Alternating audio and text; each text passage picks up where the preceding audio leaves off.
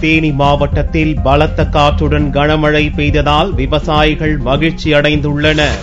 பருவமழை இல்லாமல் தமிழகம் முழுவதும் கடும் வறட்சியுடன் காணப்படுகிறது. குளங்கள், ஏரிகளில் தண்ணீர் இல்லாமல் விவசாயமும் பாதிக்கப்பட்டுள்ளது. கடும் வெயில் மக்களை வாட்டி வதைத்து வந்த நிலையில் தேனி மாவட்டத்தில் பலத்த காற்றுடன் கனமழை பெய்தது. தேனி, போடி, கோம்பை, தேவாரம் ஆகிய பகுதிகளில் பலத்த மழை பெய்ததால் சாலைகளில் வெள்ளம் பெருக்கெடுத்து ஓடியது. இந்த கனமழையால் விவசாயிகள், பொதுமக்கள் மகிழ்ச்சி அடைந்துள்ளனர். ஒரு நாளில் அக்னி நட்சத்திரம்னாங்க. அக்னி நட்சத்திரம் பிறகு முன்னாடி இப்படி மழை பெஞ்சனால அது கொஞ்சம் பரவாயில்ல, இருக்கு. பரவாயில்ல, இன்னும் மழை கண்டிப்பாக இருந்துச்சுன்னா நல்லா இருக்கும். கடந்த மாதமா ஏரியாவுக்குள்ள ரொம்ப வறட்சியா இருந்துச்சு. எங்கேயுமே குளம் கொட்டை எங்கேயும் தண்ணி நிறையாம இருந்தது.